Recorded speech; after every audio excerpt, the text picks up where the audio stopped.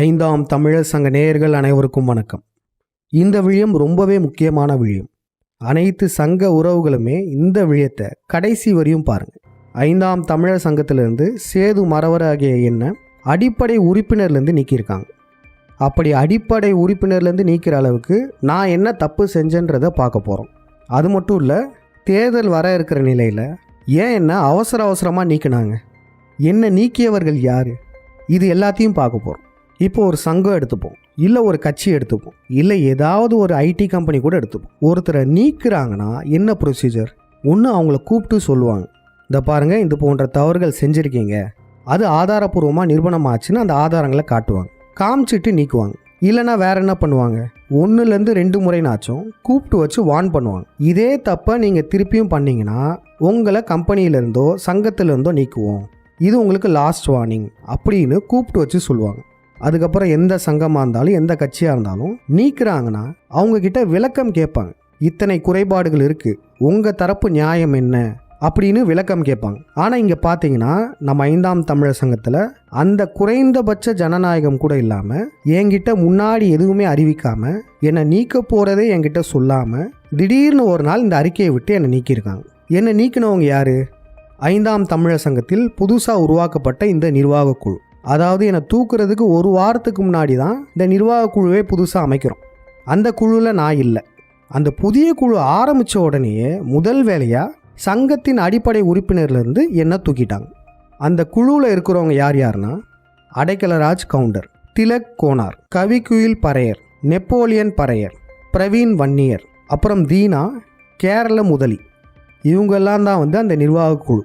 இவங்க பதவிக்கு அவசரமாக என்ன சங்கத்திலேருந்து நீக்கியிருக்காங்களே, என்னென்ன குற்றச்சாட்டுகள் சொல்லியிருக்காங்கன்றதை இப்போ நம்ம பார்ப்போம். ஒழுங்கு நடவடிக்கை மற்றும் உறுப்பினர் நீக்க அறிக்கை. பொருள்: சங்க விரோத நடவடிக்கைகளில் ஈடுபட்டதற்காக முத்துராமலிங்க சேதுபதியை அடிப்படை உறுப்பினர் தகுதியிலிருந்து நீக்கம் செய்தல். ஓகே, குற்றச்சாட்டுகளை பார்ப்போம். முதல் பாயிண்ட்: சிறை சென்ற சங்க உறவுகளை சந்திக்க தவறியதோடு மட்டுமல்லாமல் அவர்களை பற்றி ஏளனமாக பேசியது. சிறை சென்றவங்கன்னா வேற யாரும் கிடையாது, இந்த ராமனை எரிச்சோம்ல, ராமனை எரித்ததற்கு நம் சங்கத்திலிருந்து 4 பேரை கைது பண்ணாங்க. அந்த 4 பேரையும் நான் ஜெயிலில் போய் பார்க்க போகல. அது மட்டும் இல்லாமல் நான் அவங்க சிறைக்கு போனதை ஏளனமாக பேசியிருக்கேன். இதுதான் மொதல் பாயிண்ட். ரெண்டாவது, சங்கத்தின் அனுமதியின்றி வெள்ளை அறிக்கை வெளியிட முற்பட்டது. சங்கத்துக்கிட்ட பெர்மிஷன்லாம் வாங்காமல் நானே வெள்ளை அறிக்கை விடுறதுக்கெலாம் முற்பட்டிருக்கேன். மூணாவது பாயிண்ட்டு, சங்கத்தின் அதிகாரப்பூர்வ யூடியூப், ஃபேஸ்புக், இன்ஸ்டாகிராம் பக்கங்கள் முடக்கப்பட காரணமாக இருந்தது. நம்மளுடைய யூடியூப், பழைய யூடியூப் சேனல் போச்சு, நம்மளுடைய ஃபேஸ்புக் சேனல் இல்லை, நம்மளுடைய இன்ஸ்டாகிராம் பக்கமும் இல்லை, இது எல்லாமே முடங்கியிருக்கு. இதை முடங்கினதுக்கு நான் தான் காரணம்னு போட்டிருக்காங்க. அடுத்து, முனைவர் திரு பாண்டியனையா அவர்களால் அமைக்கப்பட்ட 7 பேர் கொண்ட உயர்மட்ட நிர்வாக குழுவை சிதைக்க முயன்றது. இந்த குழுவை நான் சிதைக்க பார்த்துருக்கேன். அது மட்டும் இல்லாமல் சாதிய நோக்கத்தில் பார்த்துருக்கேன். இதுதான் இந்த பாயிண்ட்டு. அடுத்து பார்த்தீங்கன்னா, மாவட்ட செயலாளர்களிடம் குழுவாதத்தில் ஈடுபட்டு அவர்களை தன்வசப்படுத்தி சங்க நலனுக்கு எதிராக திசை திருப்பியது. அதாவது நம் சங்க மாவட்ட செயலாளர்கள்கிட்ட தனியாக குரூப்பிசம் ஃபார்ம் பண்ணிவிட்டு நான் சங்கத்துக்கு எதிராகவே அவங்கள திசை திருப்பியிருக்கேன். அதுக்கப்புறம் பார்த்தீங்கன்னா, சங்கத்தின் கலந்தாய்வு கூட்டங்களை புறக்கணித்தது. சங்கத்தில் ஏதாச்சும் கலந்தாய்வு கூட்டம், மீட்டிங்லாம் வருதுன்னா அதுக்கு நான் போகாமல் இருந்திருக்கேன், அதை நான் புறக்கணிச்சிருக்கேன்.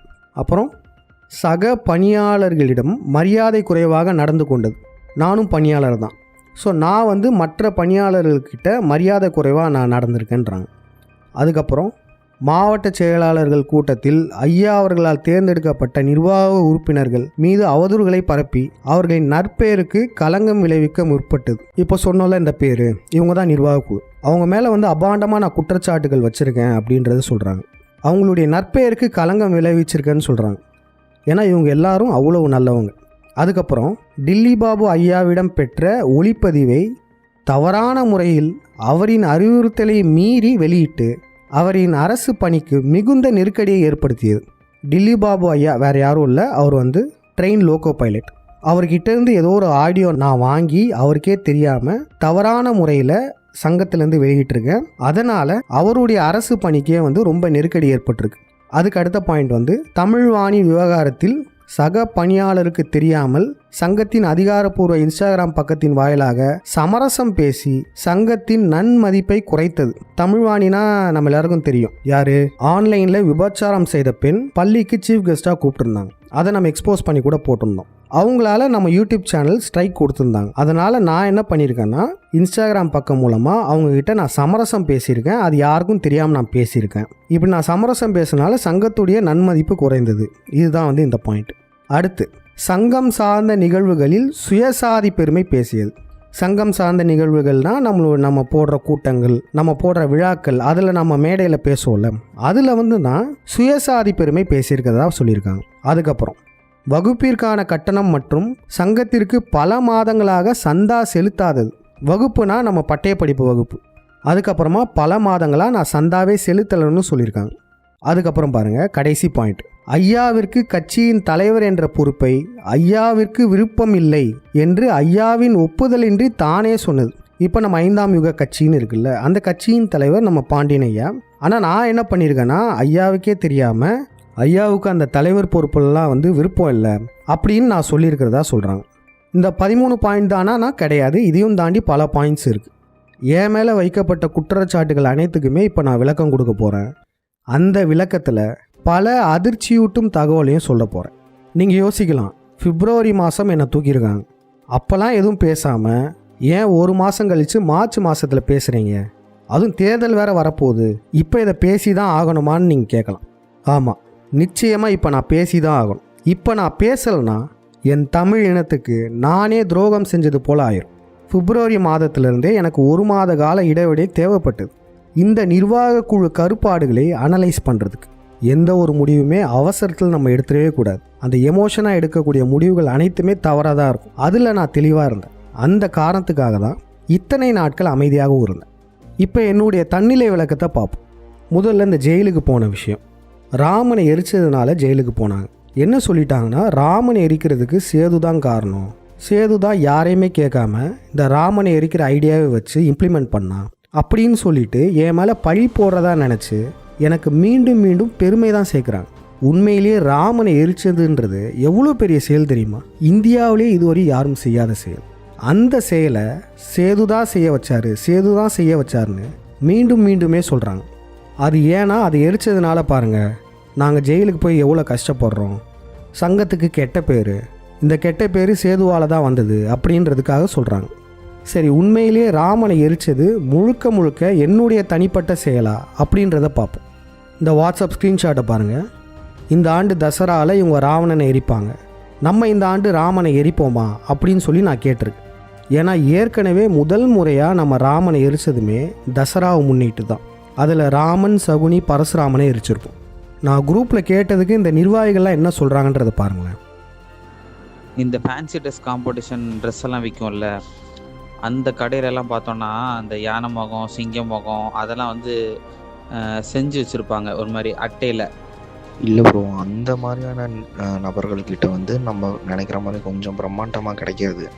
இந்த மூங்கில்லாம் பின்னுவாங்க தெரியுமா, இந்த மூங்கில் கூட அதெல்லாம். ஆமாம் சார், பிரம்மாண்டமாக பண்ணுறதா இருந்தால் அந்த மூங்கில் கான்செப்ட் தான் பெஸ்ட்டு, இன்னும் பக்காவாக இருக்கும். எவ்வளோ ஆர்வமாக இருந்திருக்காங்களே. இப்படி பண்ணவங்க என்ன தெரியுமா சொன்னாங்க? எங்களுக்கு இது தெரியவே தெரியாதுன்னு சொல்லிட்டாங்க. எங்களுக்கும் இந்த சம்பவத்துக்கும் சம்மந்தமே இல்லை, சேது தான் முழுக்க முழுக்க காரணம் அப்படின்ற மாதிரி பேசிட்டாங்க.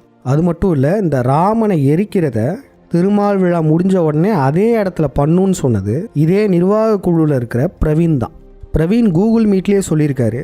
அதற்கு ஆதாரமாக இருக்கிறது விருதுநகர் மாவட்ட செயலாளர் சந்தோஷ் அண்ணன். அவர்கிட்ட இப்போ கேட்டாலும் சொல்லுவார். அப்போ இங்கே என்ன தெரியுது?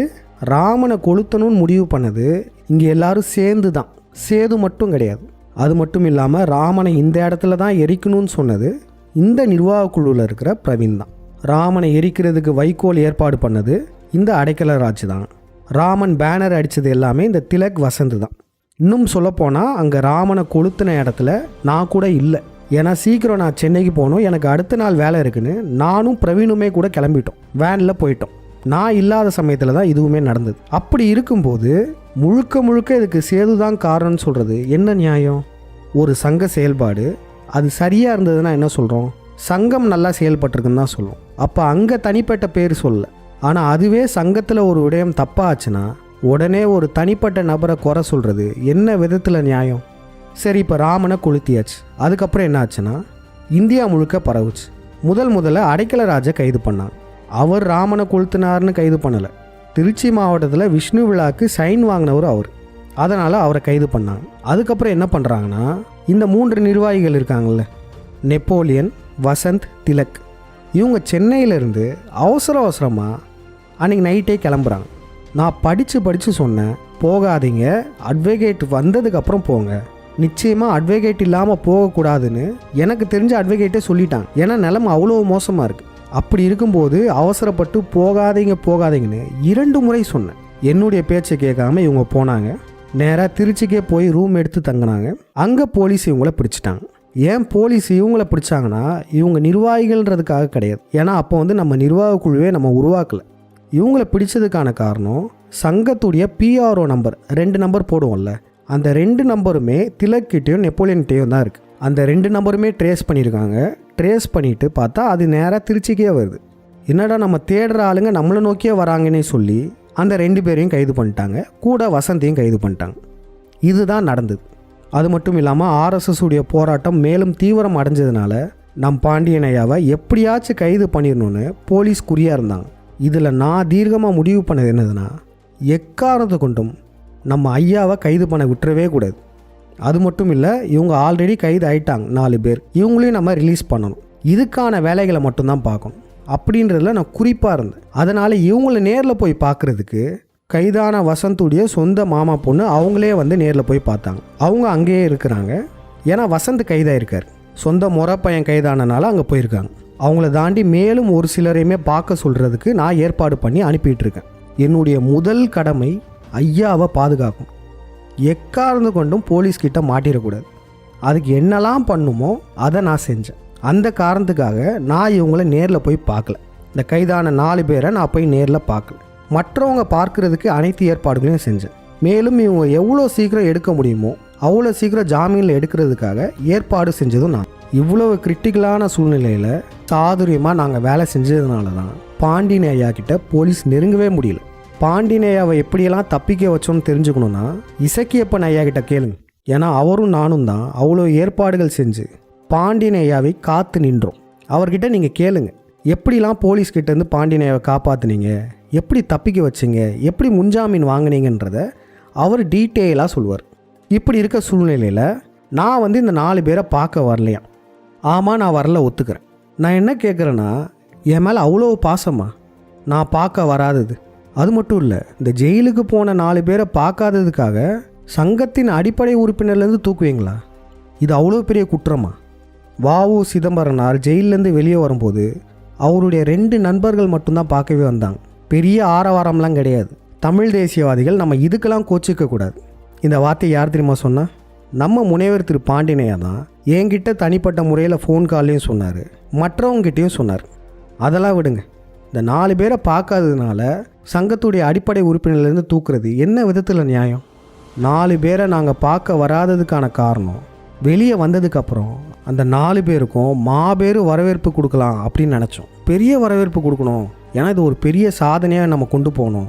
என்னதான் இருந்தாலும் 4 பேர் ஜெயிலில் கஷ்டப்பட்டுருக்காங்க அப்படின்றதுக்காக அவங்க வெளியே வராங்க. அந்த வார கடைசியில் மிக பிரம்மாண்டமாக விழாவாக நம்ம நடத்தணும்னு பிளான் பண்ணிகிட்டு இருந்தோம். நல்ல வேளை அந்த விழா நடக்கலை. ஏன்னா இந்த 4 பேரும் சரியில்லாத ஆட்கள். இவங்களுக்கு விழா நடத்துறது நம்ம கடவுளுக்கே பிடிக்காது. அதனாலேயே என்னவோ அந்த விழாவுமே தடைப்பட்டு போச்சு. ஏன் இந்த ஜெயில் பிரச்சனையை பெருசாக சொல்கிறேன்னா, இங்கே இருந்தால் இவங்களுடைய கேரக்டர் டோட்டலாக வேறு மாதிரி மாறுச்சு. ஏன்னா இவங்க எல்லாருமே என் கூட அவ்வளோ நல்லா பேசி சிரித்தவங்க தான். இந்த ஜெயிலுக்கு போயிட்டு வந்தோடனே இவங்களுடைய செயல்பாடே மாறுச்சு, ஆட்டிடியூடே மாறுது. அது எல்லாமே நான் கவனிச்சுட்டு தான் இருந்தேன். இன்னும் சொல்லப்போனால் இவங்க ஜெயிலுக்கு போயிட்டு வந்த மொதல் வேலையாக நிர்வாக குழுவை உருவாக்குனது. இந்த நிர்வாக குழுவில் இந்த 4 பேருமே இருந்தது. வசந்துக்கு பதிலாக ஒரு அத்தை பொண்ணு கவிக்குள் பேர் இருக்குது. 2 பேருமே இங்கே ஒன்றா தான் இருக்காங்க. இவங்க ஜெயிலுக்கு போயிட்டு வந்ததுலேருந்தே பார்க்கலாம். கிட்டத்தட்ட சென்ற ஆண்டு கடைசியிலிருந்தே நம்ம சங்கம் எந்த ஒரு மிகப்பெரிய முன்னெடுப்பும் எடுத்திருக்காது. சங்கம் முழுக்க முடக்கப்பட்டது. சங்கம் வாட்ஸ்அப் குரூப்பை கூட லாக் பண்ணி வச்சுட்டாரு இந்த திலக். முக்கியமான முடிவுகள் எல்லாத்தையுமே நம்ம வாட்ஸ்அப் குழுக்கள்லையும் கூகுள் மீட்லேயும் தான் எடுப்போம். அப்படி எடுத்த முடிவுகள் தான் நம்ம இதுக்கு முந்தைய சங்க செயல்பாடுகள். ஆனால் அது எல்லாத்தையுமே தடை போட்டாங்க. கேட்டால் அவங்க ஜெயிலுக்கு போயிட்டு வந்தது ஒரு காரணமாக சொன்னாங்க. சங்கத்தில் முக்கிய முடிவுகள் எடுப்பது எல்லாத்தையுமே நிறுத்தி வச்சாங்க.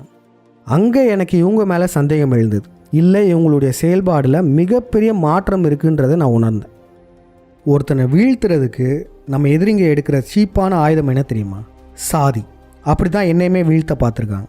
சேது சாதிய ரீதியாக சங்கத்தில் செயல்பட்டாங்கன்னு சொன்னோன்னே பெரும்பாலானோர் கேள்வியே கேட்காம நம்பிட்டாங்க. ஏன்னா சேது ஆதிக்க சாதியில் பிறந்துட்டான், நாங்களாம் தாழ்ந்த சாதி அப்படின்னு அந்த அளவுக்கு அவங்களுடைய சாதியை ஆயுதமாக வச்சு பயன்படுத்தியிருக்காங்க.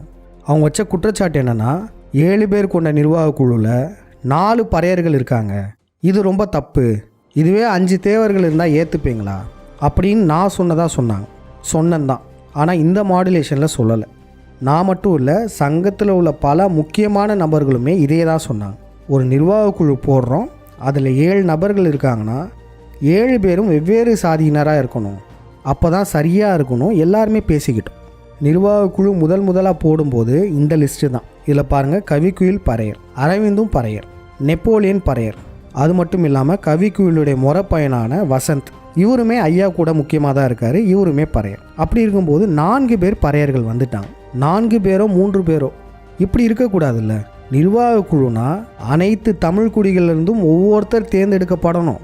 இதுதான் நிர்வாக குழு. இதை முதல்ல சொன்னது நான் கிடையாது, நம்ம பாண்டியன் ஐயா. அவர் 5ஆம் தமிழர் சங்கம் ஆரம்பிக்கும் போது போட்ட வீடியோவை பாருங்கள். தலைமைச் செயற்குழு தமிழினத்தின் ஒவ்வொரு குடியிலிருந்தும் ஒரு தகுதியான நபர் என்ற வகையில் தேர்வு செய்து நிர்மாணிக்கப்படும். இதன் வழி 5ஆம் தமிழர் சங்கம் கூட்டு தலைமையின் கீழ் அனைத்து தமிழ் குடிகளுக்கான அமைப்பாக இயங்கும் என்பதை தெரிவித்துக் கொள்கிறோம். தலைமை நிர்வாக குழுவில் பல தரப்பு குடிகளுமே இருக்கணும். இந்த 7 நபர்களில் நான் வரணும்னு ஆசைப்படலை. ஏன் ஒரு தேவேந்திர குல வேளாளர் வரல? ஏன் ஒரு நாடார் இல்லையா என்ன? நம்ம முருகேசன் ஐயா இருக்கார், முருகலட்சுமி அம்மா இருக்காங்க, எத்தனையோ பேர் இருக்காங்க சங்கத்தில். அப்படி இருக்கும்போது ஏன் 7 நபர் குழு ஐயா சொன்ன கருத்தையும் மீறி இப்படி போடப்பட்டது? இந்த கேள்வியை நம்ம கேட்கக்கூடாதாங்க. இதை தான் நாங்கள் கேட்டோம். ஐயா சொன்ன கருத்துக்கு மாறாக இங்கே இருந்தது. சங்கத்தில் எல்லாருமே நண்பர்களாக தான் இருக்கும். ஆனால் சங்கத்தில் வெளியிலேருந்து பார்க்கும்போது என்ன கேள்வி கேட்பாங்க? என்னப்பா குடி ஒற்றுமைன்னு பேசிட்டு எல்லா குடிக்கும் சரிசம பங்கு கொடுக்காம குறிப்பிட்ட குடிக்கு மட்டும் அதிக பங்கு கொடுக்குறீங்கன்னு கேட்க மாட்டாங்களா? தலைமை குழுவில் அனைத்து குடிகளுமே இருக்கணும். 7 நபர்கள்னா 7 வெவ்வேறு குடிகளில் இருக்கணும். இது நம்ம பாண்டியனையா சொன்ன கருத்து. இதை தான் நாங்கள் எல்லாரும் சொன்னோம். ஆனால் இதை எப்படி திசை திருப்பி கொண்டு போனாங்கன்னா, எங்களை சாதி ரீதியாக ஒடுக்குமுறை பண்ணிட்டாங்க அப்படின்னு அவங்க சுய சாதியை ஒரு ஆயுதமாக பயன்படுத்தியிருக்காங்க இந்த வசந்த், கவிக்குயில், நெப்போலியன்லாம். நான் தெரியாமல் தான் கேட்குறேன், நான் எங்கே பறையர்களை தாழ்த்தி பேச போகிறேன்? எனக்கு வரலாறு தெரியாதா? பறையர்கள்னால் யாருன்னு தெரியாதா? அனைத்து தமிழ் குடிகளும் பறையர் குடியிலேருந்து தான் வந்தது. அதுவும் பார்த்தீங்கன்னா நான் இருக்கிற மறவர் குடி நேரடியாக பறையர் குடியிலேருந்து வந்தது. மறவர் குடியில் இருப்பவர் நேரடி பறையர் குடியிலேருந்து வந்தவங்க. அப்போ நான் எப்படிங்க தாழ்த்தி பார்க்க போகிறேன்? உண்மையிலேயே நான் சாதி ரீதியாக பார்த்துருந்தேன்னா வசந்த் பறையரை நான் வேலைக்கு எடுத்திருப்பேனா? வசந்தை எடிட்டராக வேலைக்கு எடுத்தேன். அதே மாதிரி நெப்போலியன் பறையரை எடிட்டராக வேலைக்கு எடுத்தேன். அப்புறம் அரவிந்த் பறையர், அவரையுமே நான் தான் வேலைக்கு எடுத்தேன். அரவிந்தில் எனக்கு 10 வருஷம் க்ளோஸ் ஃப்ரெண்டு. காலேஜ்லேருந்தே நாங்கள் ஃப்ரெண்ட்ஸாக இருக்கோம். நான் உண்மையிலேயே சாதி ரீதியாக பார்த்தேன்னா 10 வருஷம் எனக்கு ஃப்ரெண்டாக இருப்பாரா? அப்புறம் திலக் கோனாரையுமே நான் தான் வேலைக்கு எடுத்தேன். அது மட்டும் இல்லாமல் கவிக்குயில் பறையர், அவங்கள ஸ்டேஜில் காம்பேரிங் பண்ணுங்கன்னு முதல்ல சொன்னது நான் தான். நான் சாதியை ஏற்றத்தாழ்வில் பார்த்தேன்னா நான் ஏன் அவங்கள ஸ்டேஜில் ஏற்ற போகிறேன்? இப்படி செஞ்ச என்ன வீழ்த்துறதுக்காக நான் சாதி ரீதியாக பார்த்ததா கட்டமைச்சாங்க. அது மட்டும் இல்லாமல் பொது இடங்களில் சங்க நிகழ்வுகளில் நான் சுயசாதி பெருமை பேசணுன்னா நான் என்ன பேசினேன்னு போட்டு காட்டுறேன் பாருங்கள். கொலை தொழில் செய்பவர்கள் மறவர்கள் அப்படின்னாரு. என்னடா கொலையெல்லாம் தொழிலாக செய்கிறவங்க எப்படி அப்படின் போது மறவர்னா மாரணம் சொல்லுவாங்கள்ல, மாரணம்னா மரணிக்க வைக்கிறது, அதுலேருந்து தான் மறவர்கள் வந்தாங்கன்றதுலாம் ஐயா சொல்லியிருப்பார். எப்படா கொலை பண்ணுறலாம் எப்படா தொழில், அதை எப்படா வெளியே சொல்ல முடியலாம் நான் யோசிப்பேன், மறவர்கள் என்னடா அப்படின்னு. ஆனால் இந்த மாதிரி சம்பவம் பார்க்கும்போது தான் நமக்கு தெரிய வருது, பல உயிர்களை இப்படி காவு வாங்குறாங்கல்ல, இதுக்காக ஒரு உயிரை போடுறதுல தப்பே இல்லைன்னு தோணுது. இதுக்கு மேல சொல்றதுக்கு ஒன்றும் இல்லை. நம்ம தேவேந்திர ஒற்றுமையை ஆதாரபூர்வமா சொல்றதுக்கு இப்ப நம்ம கிட்ட இருக்க ஒரே கருவி முத்துராமலிங்க தேவர் தான். விருதுநகர் மாவட்டம் வேலு குடும்பர், அவர் யாருன்னா ஃபார்வர்ட் பிளாக் கட்சியுடைய மாநில துணைத் தலைவர். முத்துராமலிங்க தேவரின் கட்சியுடைய மாநில துறை தலைவர் ஒரு தேவேந்திர குல வேளாளர். அப்ப இங்க பாருங்க எப்படிப்பட்ட ஒரு சூழ்ச்சியை உருவாக்கி வச்சிருக்கானுங்க. நம்ம எல்லாரும் அடுத்து வந்து தமிழ் குடிகள் ஒற்றுமையாக இருப்போம். நீங்க எல்லாரும் அதான் பார்க்கணும். நல்லா படிங்க, நல்லா விளையாடுங்க, நம்ம எல்லாம் ஒத்துமையா இருப்போம். அரசியல்வாதிங்க பண்ற சூழ்ச்சியில சிக்கிக்காதீங்க. தமிழ் குடிகள் நம்ம ஒன்றிணைஞ்சா இங்க மட்டும் இல்ல, இந்த உலகமே நம்ம கையில தான் இருக்கும். இதை தாண்டி நான் வேற எதுவும் பேசி அது சுயசாதி பெருமையாக இருந்து மற்ற சாதிகளை இழிவுபடுத்தியிருந்தேன்னா தாராளமாக அதை போட்டு காமி. நான் அதுக்கு பகிரங்க மன்னிப்பு தெரிவிச்சுக்கிறேன். ஏன்னா நான் எந்த இடத்துலையும் எந்த ஒரு தமிழ் குடியும் தாழ்வாக பார்த்ததே கிடையாது. தமிழ் குடிகள் ஒற்றுமைன்ற அந்த கான்செப்ட் இருக்குல்ல, எல்லா குடிகளும் ஐயா கூட சேர்ந்து இந்த ஃபோட்டோ எடுக்கிறது, இதை உருவாக்குனதும் நான் தானேங்க. நான் எப்படி சாதி பார்த்தேன்னு சொல்ல முடியும்? சங்க உறுப்பினர்களுக்கெல்லாம் ஒன்று கேட்டுக்கிறேன்.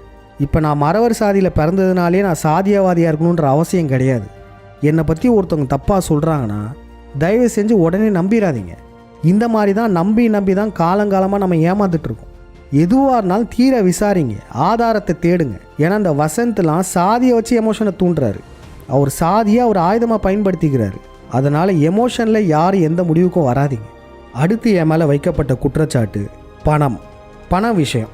எப்பயுமே ஒரு கட்சியில் இருந்தோ சங்கத்தில் இருந்தோ ஒருத்தரை குற்றச்சாட்டில் ஈஸியாக மாற்றுறதுக்கு பண விஷயத்தை கொண்டு வருவாங்க. இவ்வளோ ஊழல் பண்ணிட்டாரு, இவ்வளோ பணத்தை ஏமாற்றிட்டாரு அப்படின்ற அலிகேஷன்ஸ்லாம் வைப்பாங்க. ஆனால் எனக்கு பாருங்களேன் வித்தியாசமாக இருக்கும். என்னதுன்னா சந்தா செலுத்தலை, பட்டய படிப்பு வகுப்புக்கான காசு செலுத்தலையும். அப்புறம் இன்னொரு பணம் சார்ந்த விடயம் பார்த்திங்கன்னா இந்த வெள்ளை அறிக்கை விடுறது. சங்கத்தை கேட்காம நான் வெள்ளை அறிக்கையை விடுறதுக்கு முற்பட்டானா. வித்தியாசமாக இருக்குல்ல. இப்போ இந்த குற்றச்சாட்டுகளை பார்ப்போம். முதல்ல சங்கத்தில் நான் மாதம் சந்தா செலுத்தலைன்னு சொல்கிறாங்க. இது உண்மையானா? 100க்கு 100 உண்மைங்க. மாதம் எனக்கு சந்தா செலுத்துகிற பழக்கம் இல்லை. 50 ரூபாயோ 100 ரூபாயோ மாதம் நம்ம செலுத்தினதே கிடையாது. நான் சங்கத்தில் ஒரு பணியாளராகவும் இருக்கேன். 4 ஆண்டுகளுக்கு மேலே சங்கத்தில் பணியாளராக இருக்கேன். நான் வேலைக்கு சேரும்போது என்னுடைய சேலரி 15,000. அதுக்கப்புறம் 3 ஆண்டுகளுக்கு அப்புறம் 20,000 சேலரி உயர்த்தப்பட்டது. ஸோ சங்கத்தில் நான் சம்பளம் வாங்கக்கூடிய பணியாளர். நான் மாதம் 50 ரூபாயோ 100 ரூபாயோ சந்தா செலுத்தினது கிடையாது. அதுக்கு பதிலாக நான் என்ன செய்வேன்னா, இந்த ஸ்க்ரீன்ஷாட்டை பாருங்கள். என்கிட்ட பணம் எப்போல்லாம் வருதோ அது நான் சங்கத்துக்கு செலவு பண்ணுவேன், சங்கத்துக்கு கொடுப்பேன். 5,000மோ 10,000மோ, ஒரு இடத்துல 30,000 கூட கொடுத்துருப்பேன். இப்போ எடுத்துக்காட்டுக்கு நான் 10,000 கொடுத்துருக்கேன்னு வச்சுக்கோங்களேன். இது எத்தனை மாதத்துக்கான சந்தா? மாதத்துக்கு 100 ரூபானா 100 மாதத்துக்கான சந்தா. நான் இப்படி தாங்க கொடுப்பேன். இப்போ தேவேந்திர ஒற்றுமைக்கு 5ஆம் தமிழ் சங்கம் சார்பாக கபடி போட்டி வச்சோம். இதுக்கு யார் காசு போட்டா? நம்ம சங்கம் காசு போட்டதா? கிடையவே கிடையாது. நாங்கள் எல்லோரும் ஷேர் பண்ணி தான் போட்டோம். நான் 10,000 போட்டிருக்கேன். இந்த மாதிரி அவ்வப்போது என் கை காசை போட்டுக்கிட்டே இருந்திருப்பேன். ஏன்னா நான் சங்கத்தில் மிக நெருக்கமாக இருக்கேன். சங்கத்தின் பணிகளை நான் தான் செஞ்சிட்ருக்கேன். அது மட்டும் இல்லை, சங்கத்துடைய இக்கட்டான சூழ்நிலையிலுமே நான் பணம் கொடுத்து உதவியிருக்கேன். இப்போ எடுத்துக்காட்டுக்கு நம்ம அந்த பில்டிங் கட்டுறது இருக்குல்ல திருச்சியில், ஆசு அரங்கம், அது முடிகிற ஸ்டேஜ் ஆயிடுச்சு. ஆனால் கடைசியில் நமக்கு 70,000 தேவைப்பட்டது. அதுக்கு நம்ம பாண்டியனை என்ன பண்ணார்னா, அவர் கையில் போட்டிருக்க மோதிரம் அவருடைய செயினை விற்கணும்னு அவர் பார்த்தார். இந்த தகவல் எனக்கு சக்கரவர்த்தி ஐயா மூலமாக தெரிய வந்தது. அதுக்கு நான் என்ன தெரியுமா பண்ணேன்?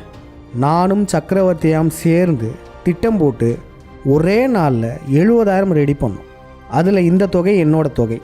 இதை தாண்டி ஒரு சிலர்கிட்ட 5,000 10,000 கேட்டு ஒரே நாளில் 70,000 ரெடி பண்ணி கொடுத்தோம். நான் கொடுத்த இந்த தொகையை திருப்பியும் 6 மாதம் கழித்து நம்ம ஐயா எனக்கு போட்டிருக்காரு தான். ஆனால் இது எதை காட்டுது? இக்கட்டான சூழ்நிலையில் நான் அதிகப்படியான பணம் கொடுத்து உதவி செஞ்சுருக்கேன். இது மட்டும் இல்லை, ஐயாவோட கார் வாங்குறது அப்படி தான். ஐயாவுடைய கார் எல்லாருமே 3,000 ரூபா 3,500 ரூபா போட்டு வாங்கணும். சங்கத்துடைய பட்டயப்படிப்பு மாணவர்கள் எல்லாரும் சேர்ந்து அந்த காரை லோன் போட்டு தான் வாங்கணும். 3 லட்ச ரூபா இனிஷியல் பேமெண்ட். அதுக்கு அட்வான்ஸ் கட்டணும். அதாவது புக்கிங்க்கு திடீர்னு அட்வான்ஸ் கட்ட சொல்லிட்டாங்க. அதுக்குமே நான் அதிகப்படியான அமௌண்ட்டான 17,000 ரூபா போட்டிருப்பேன். அந்த ஆடியோ ரெக்கார்டையுமே கேளுங்களேன். எல்லாருக்கும் வணக்கம். இப்போ நம்ம கார் நம்ம ஆல்ரெடி பேசுனது மாதிரி நம்ம டாடா சஃபாரி புக் பண்ண போகிறோம். இன்றைக்கி புக்கிங் அமௌண்ட்டாக 21,000 உடனடியாக நம்ம கொடுக்குற மாதிரி இருக்கும். எல்லாருமே பட்டய படிப்பில் உள்ளவங்க நம்ம எல்லாரும் ஆவரேஜ் அமௌண்ட்டாக 3,500 ரூபா போடுற மாதிரி இருக்கும். அதுக்கு மேலே போடுறவங்க அது அவங்களுடைய விருப்பம் அது. ஆனால் 3,500 நம்ம ஃபிக்ஸ்டாக எல்லாருக்கிட்டையும் வாங்கிடலாம். இன்றைக்கி 21,000 நம்ம இப்போ உடனே இசக்கியை தான் கேட்டிருக்காரு. 1 லட்சம் கிட்ட கொடுக்கணுமா புக்கிங் அமௌண்ட்டு, நமக்கு குறைச்சி 21,000 கொடுத்தா போதுன்ற மாதிரி சொல்லியிருக்காரு. அதனால் நம்மள எல்லாரும் வந்து 21,000 அதாவது 3,500 யாரெல்லாம் போடுறீங்களோ போடுங்க. நான் இப்போ என்கிட்ட இருக்குது கொஞ்சம் அமௌண்ட்டு, நான் அதை வச்சு நான் இப்போ டேலி பண்ணி நான் இப்போ கொடுத்துட்றேன். கவிக்குயில் வசந்த் மட்டும் ஒரு 6,000 அனுப்பிடுங்க. நான் மற்றவங்களுக்காக அமௌண்ட் வந்து நானே போட்டுட்டு அதை நம்ம அப்புறம் வந்து நம்ம பிரித்து இது பண்ணிக்கலாம். வசந்த் சோகோ நான் உங்களுக்கே அனுப்பிடுறேன். இந்த அமௌண்ட் வந்து 21,000 வந்து ஐயாவோட அக்கௌண்ட்லேருந்து தான் போய் ஆகணுமா. இது வந்து இசைக்கையா சொல்கிறாரு. ஸோ வந்து ஒரு 15K நான் வந்து உங்களுக்கு அனுப்பிடுறேன். நீங்கள் ஒரு 6K போட்டு ஐயா அக்கௌண்ட்டுக்கு போட்டுருங்க. ஐயா அக்கௌண்ட்லேருந்து யாருக்கு அனுப்பணும், இசைக்கையாவுக்கு ஃபோன் பண்ணிவிட்டு யாருக்கு அனுப்பணுமோ அனுப்பிடுங்க. அப்படி தான் போகணுமா. இதுக்கும் மேலே நான் பண விடயத்தில் எந்த அளவுக்கு சரியாக இருக்குன்னு ஒரு எடுத்துக்காட்டு சொல்கிறேன் பாருங்க. இப்போ அந்த ராமர் எரிச்ச விஷயத்தில் போலீஸ் கேஸ் ஆயிடுச்சா, ஐயா தலைமறைவு, அவரை நாங்கள் பாதுகாக்கிறோம். இங்கே 4 பேர் ஜெயிலுக்கு போயிட்டாங்க. கிட்டத்தட்ட 1.5 லட்சம் ரூபா சம்பத்தனம் போட்டு அவங்களுக்கு செலவு பண்ணிகிட்டு இருக்காரு. சங்கத்தில் சுத்தமாக நிதி இல்லை. சங்கத்தில் பேலன்ஸே 7,000 ரூபா தான். அந்த சமயத்தில் நான் என்ன தெரியுமா செஞ்சேன், நான் ஒரு ஆடியோ மெசேஜ் போட்டு சங்க உறுப்பினர்களுக்கெல்லாம் அனுப்பி 2 நாளில் 3 லட்சம் வரையும் திரட்டினேன். வெறும் ஆடியோ மெசேஜை கேட்டு அத்தனை பேருமே பணம் போட்டாங்க. 3 லட்சத்துக்கு மேலேயும் வந்துச்சு. ஒரு தோராயமாக இப்போ சொல்கிறேன். அனைவருக்கும் வணக்கம். அதான் இப்போ நம்ம செப்டம்பர் மாதம் ஐயா போட வேண்டிய சேலரியில் இவ்வளோ பெண்டிங் இருக்குது. அதில் பேலன்ஸ் மற்றவங்களுக்கு தெரிஞ்சிங்கன்னா நீங்கள் மற்றவங்களுக்கும் ஃபில் பண்ணிடுங்க.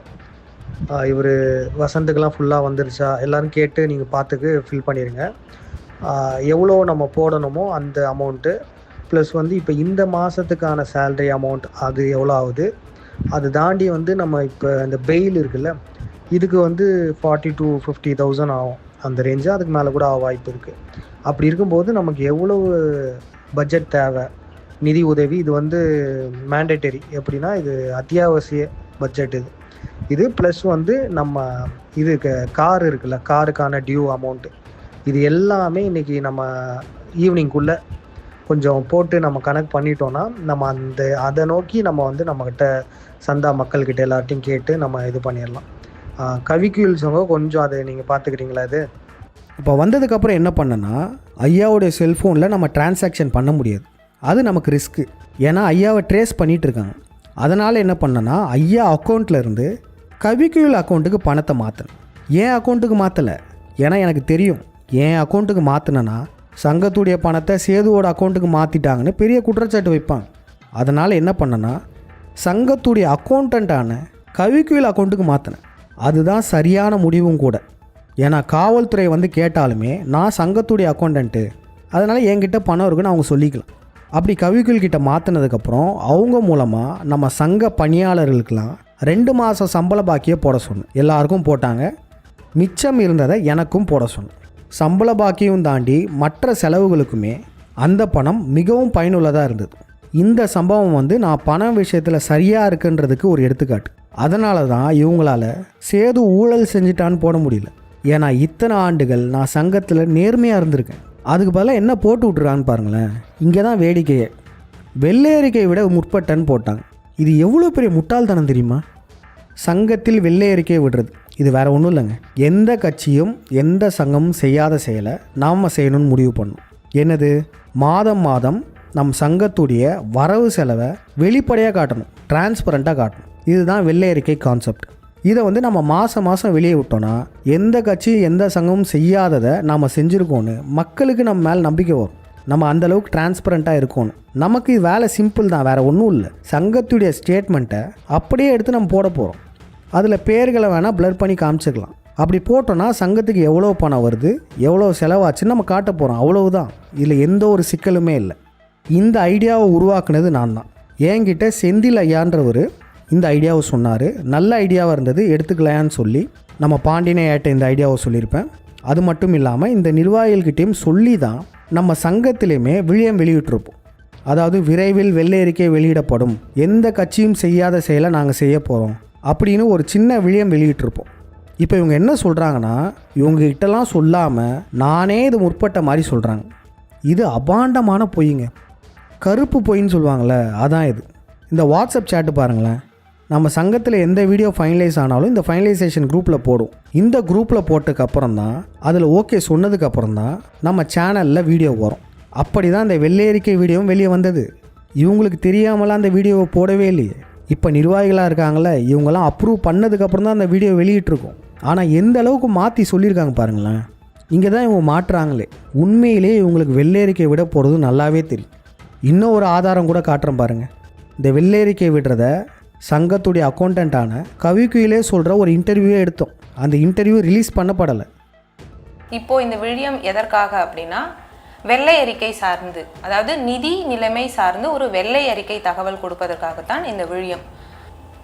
இப்போ நம்ம பார்க்க போகிற விடயம் அப்படிங்கிறது எந்த அரசியல் கட்சியோ அல்லது இயக்கமோ செய்யாத ஒரு மிகப்பெரிய விஷயத்தை தான் நம்ம செய்ய போகிறோம். அடுத்த மாதத்திலிருந்து நம்ம வரவு செலவு மொத்தம் எவ்வளவு அப்படிங்கிறத வெளிப்படைத்தன்மையாக வெளியிடுவோம் வித் ஸ்டேட்மெண்ட்டோட. நம்ம முன்னாடியே சொன்ன மாதிரி எந்த அரசியல் கட்சிகளோ இயக்கங்களோ செய்ய முன்வராத ஒரு விடயத்தை நம்ம முன்னெடுக்க போகிறோம். சொல்லுதல் யாருக்கும் எளிய அறியவாம், சொல்லிய வண்ணம் செயல். ஏதோ வெள்ளேரிக்கை விடுறதெல்லாம் எங்களுக்கு தெரியவே தெரியாதுன்னாங்களே, தெரியாமல் எப்படி இவங்க இவ்வளோ அழகாக பேசியிருப்பாங்க? வெள்ளை விடுறது ஐயாவுக்கும் தெரியும். இன்னொன்று சொல்லிக்கிறேன், சங்கத்தில் வெள்ளை அறிக்கை விடுறது நம்மளுடைய கடமை. அதை நம்ம செஞ்சு தான் ஆகணும். மாதம் வர வரவு செலவை வெளிப்படையாக காட்டுறதுல நமக்கு என்ன சிக்கல்? அப்படி உங்களால் காட்ட முடியலனா இங்கே ஏதோ பிரச்சனை இருக்குன்னு தான் அர்த்தம். இந்த விழயத்தை பார்த்துட்டு இருக்க சங்க உறுப்பினர்கள்ட்டையுமே சொல்லிக்கிறேன், எல்லாருமே இந்த வெள்ளை அறிக்கையை கேளுங்க. வரவு செலவு கணக்கை டிரான்ஸ்பரண்ட்டாக பேங்க் ஸ்டேட்மெண்ட்டை போடணும். அப்படி போட்டால் தான் நம்ம மற்ற கட்சிகளை விட சரியாக இருக்கும்னு சொல்ல முடியும். இல்லை அதில் சரியான சிக்கல் இருக்குது, அதெல்லாம் பண்ண முடியாதுன்னு அப்படின்னு மலுப்புனாங்கன்னா அப்போ அந்த சங்கம் நிதி சார்ந்த விஷயத்தில் ஏதோ ஒரு தில்லுமுள் நடக்குதுன்னு அர்த்தம். நான் சங்கத்துக்கு சந்தா செலுத்தலன்னு சொல்கிறீங்களே, இப்போ நான் செலுத்தின இவ்வளோ 1000 பணத்துக்கெலாம் ரசீதுங்க, ரெசிப்ட் எங்க? இல்லை மற்ற உறுப்பினர்கள் சங்கத்தை நம்பி சந்தா செலுத்துகிறாங்கள, அவங்களுக்கெல்லாம் ரெசிப்ட் எங்கே?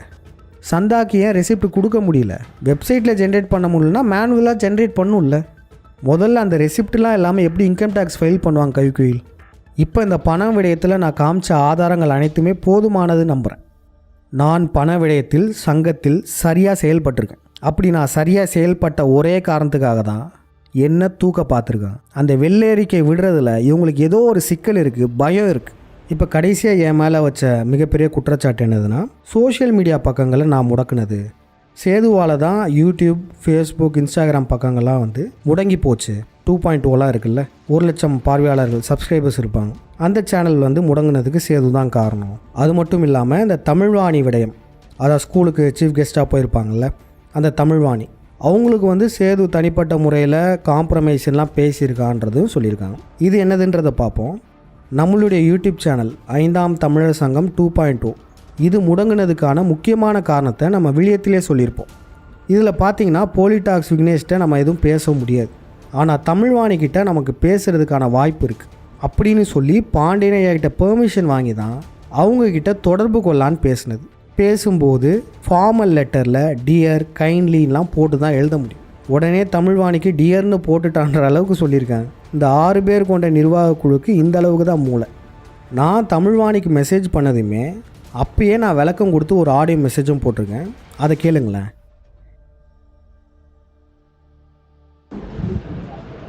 அண்ணா, இது என்னன்னா, இது ஒரு ப்ரொசீஜர். இப்போ நம்ம அவன் மேலே அஃபிஷியலாக நம்ம நோட்டீஸ் அனுப்ப போகிறோம். எப்படின்னா, நம்ம பண்ணது தப்பு இல்லை ஃபர்ஸ்ட் ஆஃப் ஆல். அதுக்கப்புறம் ஆல்ரெடி அவங்ககிட்ட நம்ம காண்டாக்ட் பண்ண பேசிக்கிட்டோம். காம்ப்ரமைஸ்ன்னு ஏன் சொன்னோம்னா, ஐயாட்ட பேசினது ஐயாவே சொன்னதா அது, ஓகேவா? அந்த தமிழ்வாணின்ற பொண்ணு, அவங்க அந்த பொண்ணு நம்ம பேசிட்டு யூடியூப் சேனல்லேருந்து வீடியோ நீக்க சொன்னாங்கன்னா நீக்கிடுங்க. நம்ம சேனல் ஐயா ஐயாவே சொன்னது தான், ஓகேவா? சேனல் நம்ம வீடியோ போட மாட்டோம் சேனலில் அப்படின்னு சொல்லி நீக்கிக்கலான்னு சொன்னார். நானும் அதுக்கப்புறம் என்ன சொன்னேன்னா, நீக்கினதுக்கு அப்புறமும் நம்ம மக்கள்கிட்ட விளக்கம் கொடுத்துக்கலாம். ஐயா இந்த மாதிரி நீக்க சொன்னாங்க, நீக்கிட்டோம். நம்ம ஃபேஸ்புக், ட்விட்டரில் மற்ற இதில் எல்லாமே இருக்குது, அதில் பார்த்துக்கோங்க அப்படின்னு சொல்லிடலான்னு சொல்லியிருந்தோம். ஐயாவுமே அதான் சொன்னார். அதுக்கு தான் இப்போ நம்ம அட்வொகேட் கிட்ட பேசினதுலையுமே முதல்ல நீங்கள் அவங்ககிட்ட நம்ம பேசலான்னு கூப்பிட்டுங்க. முதல்ல கூப்பிடணும். கூப்பிட்டு அவங்க வரலனா தான் அடுத்து நம்ம நோட்டீஸ் அப்போ நம்ம அதுக்கு ஒரு ஆதாரமாக இருக்கும். இந்த ஸ்க்ரீன்ஷாட் அதோட ஆதாரம் இல்லை, நம்ம ஆதாரம். நம்ம ஆல்ரெடி பேசலான்னு கூப்பிட்ருக்கோம், ஓகேவா? நம்ம வீடியோ நீக்க சொல்லிட்டீங்க, சரி நாங்கள் நீக்கிறோம், எங்களுடைய காப்பிரைட் ஸ்ட்ரைக் எடுங்க அப்படின்றதுக்காக தான் அது. ஆமாம், இது ஐயாவுக்கு நல்லாவே தெரியும். நம்ம இன்னும் புரியலன்னா நான் சொல்கிறேன், நான் லஞ்சில் கூட கால் பண்ணுறேன். இப்போ இந்த ஆடியோ கேட்டாவே சாமானியர்களுக்கும் புரியுது இல்லை எந்த நோக்கத்துக்காக நம்ம பண்ணியிருக்கோம். அது எப்படி இந்த நிர்வாக குழுக்கு மட்டும் புரியாமல் இருக்குது?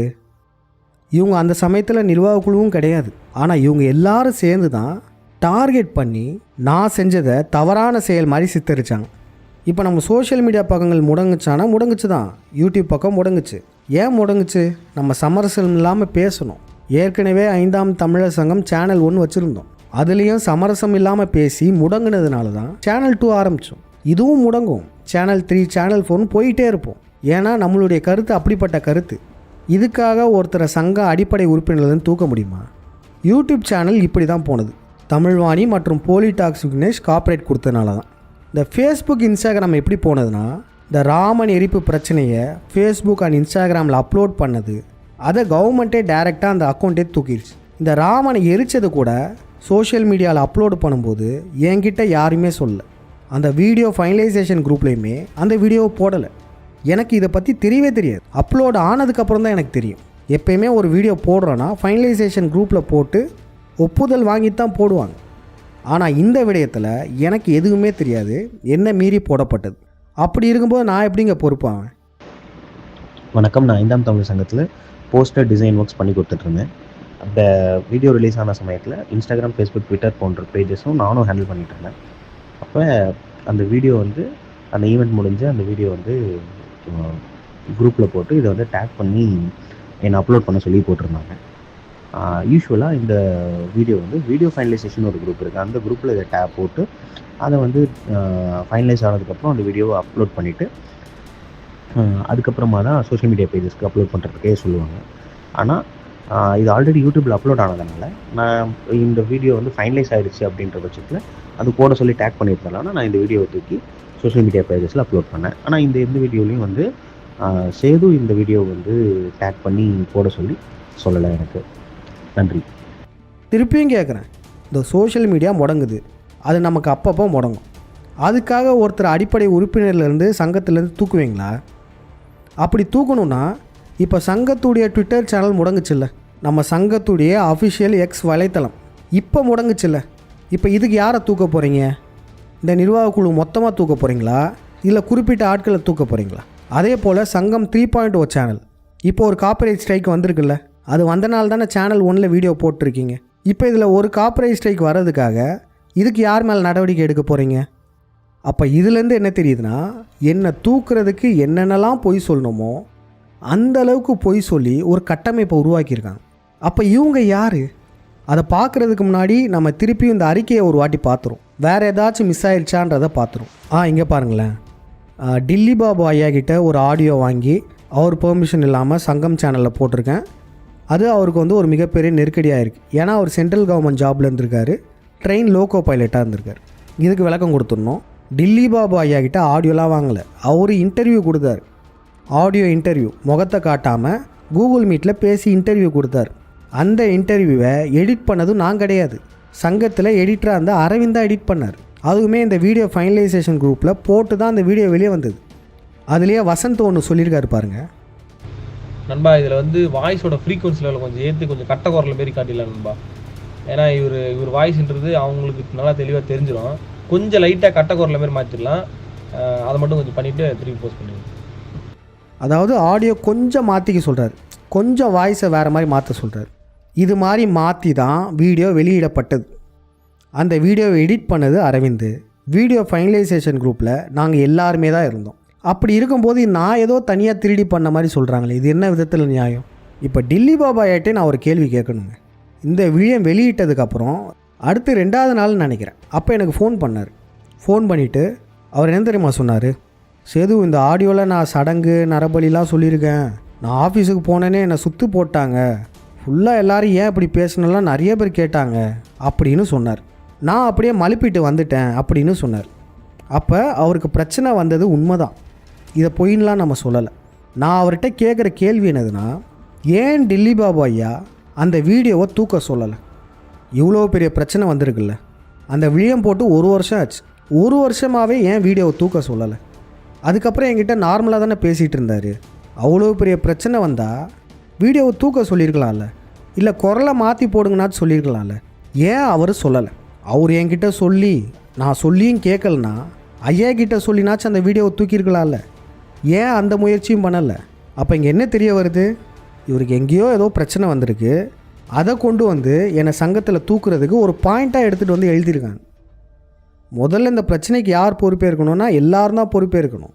முதல்ல டில்லி பாபு ஐயா ஏன் அந்த வீடியோ ரிமூவ் பண்ணுறதுக்கான எந்த நடவடிக்கையும் எடுக்கலை? ஒரு வார்த்தை சொல்லியிருந்தால் ரிமூவ் பண்ணியிருப்போமேங்க. சரி, இப்போ ஓரளவு எல்லாத்துக்கும் விளக்கம் கொடுத்தாச்சுன்னு நம்புகிறேன். வேறு ஏதாச்சும் விட்டு போச்சா? இந்த சங்க பணியாளர்களை மரியாதை இல்லாமல் பேசுனது, ஆமாம் நான் பேசுனது உண்மை தான். அது ஏன்னு தெரிஞ்சால் நீங்களே கண்ணாப்பின்னான்னு திட்டுவீங்க. அதையும் நான் அடுத்து சொல்கிறேன். அதாவது இந்த 5ஆம் யுக கட்சி இருக்குல்ல, இந்த கட்சிக்கு ஐயா தலைவர் தான். அதில் ஐயாவுக்கே விருப்பம் இல்லை அப்படின்னு நான் வெளியே சொன்னதாக சொல்லியிருக்காங்க. இதை நான் எங்கே சொன்னேன், யார்கிட்ட சொன்னேன்? இதை ஆதாரத்தோடு சொல்லி ஆகும். சத்தியமாக சொல்கிறேன், இதை நான் சொல்லவே இல்லை. ஏங்க நான் ஏன் இதை சொல்லணும்? நான் சொன்னது சங்கத்தில் ஐயா நிறுவனர் தான் போட சொல்லுவார். 5ஆம் தமிழ் சங்க நிறுவனர் தான் போடுவோம். நான் மட்டும் இல்லை, யார் பேனர் அடித்தாலுமே 5ஆம் தமிழ் சங்க நிறுவனர் தான் போடுவோம். கட்சிக்கான தலைவர்கள்னு நான் எந்த இடத்துல சொன்னேன்? நான் சத்தியமாக சொல்லன்னு இப்போ சொன்னேன் பார்த்தீங்களா? இதை பற்றி நான் ஒன்று சொல்லணும். என்னது தெரியுமா? இந்த நிர்வாக குழு தப்பான வழியில் போகுது. இதில் இருக்கவங்களாம் கொஞ்சம் தவறாக இருக்காங்கன்னு நான் உணர்ந்ததுக்கப்புறம் என்ன பண்ணேன்னா, இதை முடிஞ்ச அளவு வெளியில் சொல்லணும் அப்படின்றதுக்காக மாவட்ட செயலாளர் மீட்டிங்கில் வந்தேன். அந்த மீட்டிங்கில் இந்த நிர்வாக குழுவை தள்ளி போடுங்க, தேர்தல் முடித்ததுக்கப்புறம் வச்சுக்கலாம், இப்போதைக்கு இவங்களை தேர்ந்தெடுக்க வேணான்னு நான் சொன்னேன். அப்புறம் அந்த மாவட்ட செயலாளர் மீட்டிங் மாற்றி வாக்குவாதமாக ஆச்சு. அது எல்லாருக்குமே தெரியும். ஆனால் அதில் பார்த்தீங்கன்னா இந்த வசந்த் இருக்கார்ல, அவர் என்ன தெரியுமா பண்ணார்? ஒரு மிகப்பெரிய பொய் சொன்னார். அந்த பொய்க்கு எந்த ஒரு ஆதாரமும் இல்லை. அதற்கு அவர் வச்ச பலிகடை யார் தெரியுமா? நம்ம பாண்டியன் ஐயா. அவர் சொன்ன பொய்க்கு ஆதாரம் இல்லைன்றதுக்காக அவர் என்ன தெரியுமா பண்ணார்? நம்ம ஐயா தலையிலேயே பட்டுன்னு அடித்து சத்தியம் பண்ணார். அது எல்லாருக்குமே பெரிய அதிர்ச்சியாச்சு. எந்த உண்மையான சீடனாச்சும் தன் குரு தலையில் இப்படி கை வச்சு சத்தியம் பண்ணுவாங்களா? ஆனால் அவர் செஞ்சார். அப்போ முடிவு பண்ணேன், இவங்கெல்லாம் தப்பான இன்டென்ஷனில் வந்திருக்காங்க. இவர்கள் நம் இனத்துக்கானவர்கள் கிடையாது. அதுலேருந்து 1 மாத காலம் நாம் பொறுமையாக இருந்து இன்வெஸ்டிகேட் பண்ணி தெளிவானதுக்கப்புறம் தான் இந்த விடயத்தையே தயாரித்தேன். இவங்களுடைய செயல்பாடுகளே இவங்க சிக்கியிருக்காங்க. இப்போ எடுத்துக்காட்டுக்கு பார்த்தீங்கன்னா, இந்த அடைக்கலராஜ் ராமனை எரிச்சதில் கைது பண்ணி போனவரில் ஒருத்தவர் தான் இந்த அடைக்கலராஜ். இவர் நம்ம செல்லத்தரசு ஐயாவை என்ன தெரியுமா சொல்லியிருக்காரு? செல்லத்தரசு ஐயானா வேறு யாரும் கிடையாது, நம் சங்கத்துடைய பொதுச் செயலாளர். செல்லத்தரசையும் உண்மையின் பக்கம் இருப்பதனால அவருமே இந்த நிர்வாக குழு புறந்தள்ளி. அதற்கு முக்கியமான காரணம் இந்த அடைக்கலராஜ் தான். இவர் என்ன தெரியுமா சொல்லியிருக்காரு? செல்லத்தரசையை ஆர்எஸ்எஸ்லேருந்து வந்ததா எல்லார்ட்டையும் சொல்லி வச்சுருக்காரு. அது மட்டும் இல்லாமல் ஜெயிலுக்கு போயிட்டு வந்ததுலேருந்து இவங்க நடவடிக்கை சரியில்லை, உள்ள போலீஸ் மிரட்டிட்டாங்களோன்னு சொன்னதாக சொல்லியிருக்காரு. அது உண்மைதான்.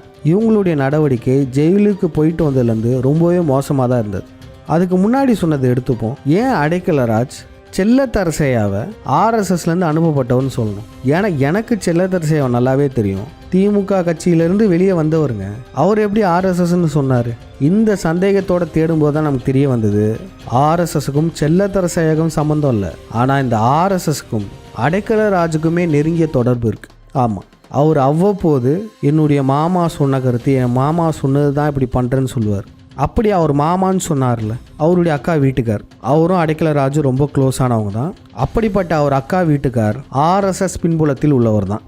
பக்கா ஆர்எஸ்எஸ், வெளிப்படையாக பிஜேபியிலே இயங்கிட்டு இருக்கார். அவருடைய பேர் கூட செல்வ கணேசன். இங்கே அடைக்கலராஜு செல்லத்தரசையாவை ஏன் சம்மந்தமே இல்லாமல் ஆர்எஸ்எஸ் பின்புலம்னு சொன்னார் தெரியுமா? அதுக்கு காரணம் என்னென்னா, அடைக்கலராஜுடைய மாமா அவரே நேரடியாக செல்லத்தரசையா பையன்கிட்ட தன்னுடைய ஆர்எஸ்எஸ் பின்புலத்தை சொல்லியிருக்கார். செல்லத்தரசையோடைய பையன் கனிவழகன், அவர் இந்த கோர்ட்டு கேஸுன்னு அலையும் போது அடைக்கலராஜ் மாமாவையும் பைக்கில் கூட்டிகிட்டு போனார். அப்போ கூட்டிகிட்டு போகும்போது தான் அடைக்கலராஜுடைய மாமா இந்த உண்மையும் சொல்லியிருக்கார். அவர் பக்கா ஆர்எஸ்எஸ் தான். இந்த உண்மையை மறைக்கிறது தான் கனிவழகனுடைய அப்பாவான செல்லத்தரசையாவையே ஆர்எஸ்எஸ்ன்னு சொல்லி வச்சுருக்காங்க. செல்லத்தரசை மட்டும் இல்லைங்க, இவங்க சங்கத்தில் யாரெல்லாம் சிறப்பாகவும் உண்மையாகவும் செயல்படுறாங்களோ அவங்க எல்லாத்தையுமே வெளியேற்ற பார்த்துருக்காங்க. எடுத்துக்காட்டுக்கு மேடை பேச்சு பயிற்சி தந்த வெற்றிவேல் ஐயா, அவரை போன்ற சரியான ஆட்கள் நம் சங்கத்துக்கு தேவை. ஆனால் அவர்களையுமே பொய்யான அவதூறுகளை வச்சு ஓரங்கட்டி வச்சுருக்காங்க. இப்போ அந்த அடைக்கலராஜ் மாமா ஆர்எஸ்எஸ் பிஜேபியில் இருக்கார்ல, இந்த உண்மையை மறைச்ச அடைக்கலராஜ் உடனடியாக பகிரங்க மன்னிப்பு கேட்டு நிர்வாக குழு பொறுப்புலேருந்து வெளியே வரணும். ஏன் தெரியுமா? சங்கத்தின் தலைமையான நிர்வாக குழுவில் இருந்துக்கிட்டு இவ்வளோ ஆர்எஸ்எஸ்க்கு க்ளோஸாக இருப்பவர், அதுவும் அதை வெளியே சொல்லாமல் மறைச்சவர், அந்த பழியை சம்மந்தமே இல்லாமல் செல்லத்தரசையா மேலே போட்டதுக்கும் உடனடியாக நிர்வாக குழு பொறுப்புலேருந்து வெளியேற்றப்படணும். நம்ம கண்ணுக்கு தெரிஞ்சே ஆர்எஸ்எஸ் உடைய ஆள் சங்கத்தை கைப்பற்றி வச்சுருக்காங்க. இந்த அடைக்கல ராஜ் ஜெயிலுக்கு போனதை தவிர வேறு என்ன செயல்பாடு பண்ணாங்க? மற்றவங்களோட என்ன வேறுபட்டு நின்னாங்க? மற்றவங்க வாலண்டியர்ஸாக என்னெல்லாம் செய்வாங்களோ அதுதான் இவரும் வாலண்டியராக செஞ்சாரே தவிர இவர் தலைமை நிர்வாகி ஆவதற்கான தலைமை பண்பு என்ன இருக்குது? ஒன்றே ஒன்று சொன்னாங்க, சங்கத்துடைய பில்டிங் கட்டுறதுக்கு 50,000 கொடுத்தாரு, அந்த இக்கட்டான சூழ்நிலையிலேயே இவ்வளோ ஏழையாக இருந்து கொடுத்தாரே அப்படின்னு சொல்லுவாங்க. நானும் அதான் கேட்குறேன், அந்த இக்கட்டான சூழ்நிலையில் இவ்வளோ ஏழையாக இருக்கிறவரால் எப்படி கொடுக்க முடிஞ்சுது? அவர் மட்டுமே 50,000 கொடுக்கல. முன்னாடி சொன்ன மாதிரி நானும் அதிகப்படியான காசு போட்டிருக்கேன். சம்பத்தண்ணன் அவர்லாம் கோர்ட்டு கேஸுக்கெலாம் 1.5 லட்சம் கிட்ட கை காசை போட்டிருக்காரு. அப்படி போட்டவரே என்ன தெரியுமா சொன்னாங்க? அதை இப்போ நம்ம அடுத்து பார்க்க போகிறோம். நம்ம கட்சி ரிஜிஸ்ட்ரேஷன்லாம் எல்லாரும் கேள்விப்பட்டிருப்பீங்க. ஒரு கட்சி ரிஜிஸ்ட்ரேஷனை இத்தனை மாதமாக ஆகியுமாங்க பண்ண முடியல. இதுக்கு காரணம் எலெக்ஷன் கமிஷன் நீங்கள் நினைக்கலாம், முற்றிலுமாக தவறு. நம்ம கட்சி ரிஜிஸ்டர் ஆவதற்கான முழு முதற் காரணம் இந்த நிர்வாக குழுவில் இருப்பவர்கள் மட்டுமே. இவங்களால் தான் நம்ம கட்சி ரிஜிஸ்டர் ஆகாமல் போனது. திலக் மற்றும் கவிக்குயில். ஆரம்பத்தில் திலக்கு தான் கட்சி ரிஜிஸ்ட்ரேஷன் பணியை பார்த்துக்கிட்டார். சங்கத்துடைய பட்டயப்படிப்பு மாணவர்கள்லாம் யோசிச்சு பாருங்களேன், சங்கத்திலேருந்து நம்மக்கிட்ட ஓட்டர் ஐடி கேட்டிருப்பாங்களே, அது எத்தனை வாட்டி கேட்டிருப்பாங்க? 2 வாட்டி, 3 வாட்டி, 4 வாட்டி, எத்தனை வாட்டி அனுப்பியிருப்பீங்க? ஏன் ஒரே ஓட்டர் ஐடியை அத்தனை வாட்டி நம்ம அனுப்புகிறோம்? ஏன் தெரியுமா? இந்த கட்சி ரிஜிஸ்ட்ரேஷன் பணியில் திலக் செஞ்ச மிகப்பெரிய பிழைகளால் தான். நம்ம சங்கம் கட்சி ரிஜிஸ்ட்ரேஷனுக்காக சரியான டாக்குமெண்ட்ஸ் கொடுக்கறதுக்கு பதிலாக மீண்டும் தவறான டாக்குமெண்ட்ஸ் கொடுத்து மீண்டும் 100 பேர்கிட்ட சைன் வாங்கி ஓட்டர் ஐடியெலாம் வாங்கியிருப்பாங்க. இப்படி செஞ்சே பல மாதங்களை கடத்திட்டார் திலக். அதாவது டாக்குமெண்ட்டாக ஒழுங்காக கொடுக்கல. நம்ம சைடில் தான் மிகப்பெரிய பிழையே இருந்திருக்கு. அதுக்கப்புறம் 2025 டிசம்பர் மாதம் அதை கவிக்குயில் டேக் ஓவர் பண்ணுறாங்க. ஏன்னா அதை நான் எடுத்துடக்கூடாதுன்றதுக்காக. கவிக்குயில் என்ன பண்ணாங்கன்னா, டிசம்பர் மாதம் அவசரமாக டெல்லியில் ஒரு புரோக்கர் இருக்காங்கன்னு சொல்லி 1 லட்ச ரூபா கிட்ட கட்சி ரிஜிஸ்ட்ரேஷனுக்கு நம்ம செலவு பண்ணோம். ஏன் அந்த புரோக்கருக்கு கொடுத்தோன்னா ஒரே மாதத்தில் கட்சி ரிஜிஸ்டர் பண்ணி கொடுத்துருவாரு அப்படின்னு யாரோ தெரியாதவர் கூட கவிக்குயில் சொன்னாங்க. இவர் பண்ணிடுவார், இந்த புரோக்கரை வச்சு போகலான்னு சொன்னாங்க. சொல்லிட்டு டிசம்பர் மாதம் போனது தான். இப்போ வரையும் போயிட்டு தான் இருக்குது. இப்போ வரையும் கட்சி ரிஜிஸ்ட்ரேஷன் ஆகலை, இனியும் ஆகாது. ஏன்னா நம்ம நியூஸ் பேப்பரில் இன்னும் அட்வர்டைஸ்மெண்ட் கொடுக்கல. மீண்டும் கட்சிக்கான எல்லா டாக்குமெண்ட்ஸையும் ஃபஸ்ட்லேருந்து எடுத்து எலெக்ஷன் கமிஷனுக்கு அனுப்பிச்சிருக்காங்க. ஆனால் இன்னமும் நியூஸ் பேப்பரில் ஆட் கொடுக்கல. பழைய ஆடு தான் இருந்திருக்கு. நம்ம நியூஸ் பேப்பரில் ஆடு கொடுத்தா தான் 30 நாள் கழித்து எலெக்ஷன் கமிஷன் அடுத்த ப்ராசஸ்க்கே போவாங்க. அப்போ இதை முழுக்க கட்சி ரிஜிஸ்டர் ஆகாததுக்கு காரணம் நம்ம எதிரிங்க கிடையாது. நம்ம கூடவே இருக்கிற இந்த துரோகிகளான இந்த நிர்வாக குழு தான். இதுக்கு இவங்க பதில் சொல்லியே ஆகணும். இல்லை இன்ட்ரெஸ்டிங்கான விஷயத்த ஒன்று பாருங்களேன். கட்சி ரிஜிஸ்ட்ரேஷனை தினம் ஃபாலோ பண்ண ஆள் இல்லைன்னு சொல்லிட்டு சம்பத் அண்ணனே தினமும் ரெகுலராக கட்சி ரிஜிஸ்ட்ரேஷனை பற்றி ஃபாலோ அப் கேட்பார். யார்? கவிக்குயில் கிட்ட. தினம் அந்த புரோக்கர் என்ன சொன்னாங்க, எத்தனை நாளில் கொடுப்பாங்கன்னு அப்டேட் கொடுக்கணும். ஃபாலோ பண்ணால் தான். ஆனால் கவிக்குயில் என்ன தெரியுமா பண்ணாங்க, என்னெல்லாம் தினம்லாம் சொல்ல முடியாது அப்படின்னு எரிஞ்சு விழுந்தாங்க. அது மட்டும் இல்லை, சம்பத்தான அந்த புரோக்கர்கிட்ட பேசணும், நானும் கான்காலில் வரேன்னு சொல்லும் போதும் திட்டமிட்டு கவிக்குயில் அதெல்லாம் பேசக்கூடாதுன்னு மறுத்தாங்க.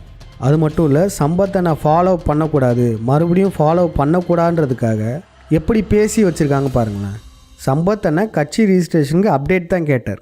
அது யார் வேணால் கேட்கலாம். சங்கத்துடைய அடிப்படை உறுப்பினருக்கு கேள்வி கேட்குறதுக்கு அனைத்து அதிகாரமும் இருக்குது.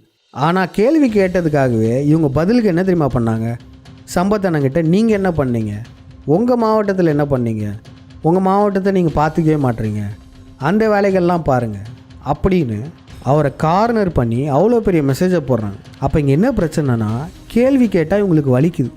கேள்வி கேட்டால் பதில் சொல்லணும். சங்கத்தில் ஒவ்வொரு உறுப்பினரும் கொடுக்குற சந்தா காசில் தான் சங்கம் இயங்கிட்டு இருக்கு. அதுவும் சம்பத்தண்ணனை நீங்களாம் எப்படி கேள்வி கேட்கலாம் அப்படின்ற அளவுக்கு மெசேஜ் போட்டாங்க. இவங்ககிட்ட ஒரு வாட்டி திருப்பி சொல்லிக்கிறேன், இவங்க ஜெயிலேருந்து வெளியே வர்றதுக்கான மிக முக்கிய காரணமே சம்பத்தண்ணன் தான். அவர் கை காசு போட்ட 1.5 லட்சம் தான். இந்த கட்சி ரிஜிஸ்ட்ரேஷனை பற்றி ஒவ்வொரு உறுப்பினருமே கேள்வி கேளுங்க. ஏன்னா நம்ம இந்த கட்சியை நம்பி தான் தேர்தலில் கலங்கான்றோம். என்ன நம்பிக்கையில் எல்லாரும் 10,000 டெபாசிட் பண்ணி தேர்தலை அணுக போகிறோம். ஏன்னா சுயேட்சை வேட்பாளர்களாக இருந்தால் ஒவ்வொருத்தருக்கும் ஒவ்வொரு சின்னம் இருக்கும். தனித்தனி சின்னத்தில் போட்டிக்கிட்டு எப்படிங்க சங்கமாக ஜெயிக்க முடியும்? மக்கள் என்ன அவ்வளோ தெளிவாக இருக்காங்களா சுயேட்சை வேட்பாளர்களுக்கு பார்த்து ஓட்டு போடுறது? இந்த கட்சி ரிஜிஸ்ட்ரேஷன் ஆகிறத திட்டமிட்டு நிறுத்தியது இந்த திலக்கும் கவிக்குயிலும் தான். மற்றபடி எலெக்ஷன் கமிஷன் லேட் ஆகுதுன்னெலாம் சொன்னால் நம்பவே நம்பாதீங்க. அதுக்கு ஆதாரத்தை கேளுங்க. நம்ம நினச்சிருந்தோன்னா அழகாக இத்தனை மாதத்துக்குள்ளே கட்சி ரிஜிஸ்ட்ரேஷன் செஞ்சுருக்க முடியும். ஆனால் இதை கூட செய்ய முடியலன்னா இந்த நிர்வாக குழுவுடைய இயலாமை எந்த அளவுக்கு இருக்குன்றதை மட்டும் கவனிச்சு பாருங்க. அடுத்து நான் இப்போ வைக்க போகிறது மிகப்பெரிய குற்றச்சாட்டாக உங்களுக்கு தெரியலாம். இதை நான் சொல்லி தான் ஆகணும். இந்த சங்க நிர்வாகிகளால் ஐயாவுடைய அலுவலகம், அதாவது ஐயாவுடைய வீட்டிலேயே போதைப் பொருள் உபயோகிக்கப்பட்டது. இன்னும் சொல்ல போனோன்னா ஐயாவிற்கு போதைப் பொருள் கலந்து கொடுத்தார்கள். இன்னமும் மறைமுகமாக கொடுக்குறதா எனக்கு ஒரு தகவலும் வந்திருக்கு. இதில் யார் கொடுத்தா என்ன போதைப் பொருள்லாம் இப்போதைக்கு நான் சொல்ல விரும்பலை. அப்படி சொல்லி தான் ஆகணும்னா நிச்சயமாக பார்ட் 2 வீடியோவில் டீட்டெயில்டாக ஆதாரத்தோடு சொல்கிறேன். இந்த போதைப் பொருள் நான் சங்கத்தில் இருக்கும்போது உபயோகிக்கப்பட்டது. இந்த சங்க நிர்வாகிகளால் ஐயாவிற்கு சாப்பிடும் பொருளில் கலந்தும் கொடுக்கப்பட்டது. இதை பார்த்து நான் கண்டித்தேன். நீங்கள் தனிப்பட்ட முறையில் என்ன வேணால் பண்ணிக்கோங்க, அது நீங்கள் வெளியே போய் பண்ணிக்கோங்க. சங்கம் ஆஃபீஸில் சங்கத்தில் இதை நீங்கள் பண்ணக்கூடாது. அதுவும் ஐயாவுக்கு நீங்கள் இதை கலந்து கொடுக்கவே கூடாது.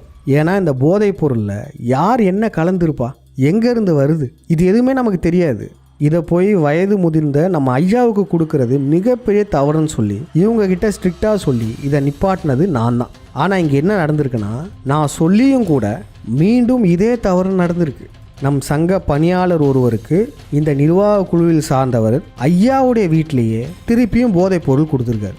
இன்று வரையும் ஐயாவிற்கு இதை மறைமுகமாக கொடுக்கறதா ஒரு தகவல் கிடச்சிருக்கு. இந்த நிர்வாக குழுவை எச்சரிக்கிறேன்.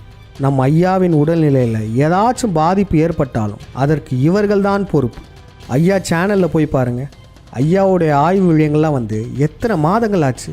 ஐயாவுடைய திருக்குறள் ஆய்வு ஏன் ஆரம்பித்த உடனே விட்டு போச்சு. இப்போ நிச்சயமாக இந்த விடயத்தை பார்க்குற எல்லாருமே இந்த நிர்வாகிகள் குழு கிட்ட கேள்வி கேளுங்க. இந்த குழுவில் இருப்பவர்களுமே ஐயாவை தான் பகடைக்காயாக வச்சுருப்பாங்க. ஐயா பதில் சொல்வார், ஐயாவே சொல்லிட்டாரு அப்படின்னு சொல்லி தப்பிச்சுப்பாங்க. ஆனால் நீங்கள் விடாதீங்க. சங்கத்தில் இப்படி செஞ்சது உண்மையா, யார் செஞ்சா, அவங்க சங்கத்தில் இருக்கக்கூடாது. போதைப் பொருளை ஐயாவுக்கு கொடுக்கறத தடுத்து நிறுத்தியன்னா வெளியே இருக்கேன். அப்படி ஐயாவுக்கு கொடுத்தவர்கள் எந்த தகுதியும் இல்லாமல் இப்போ தலைமை நிர்வாகியாக இருக்காங்க.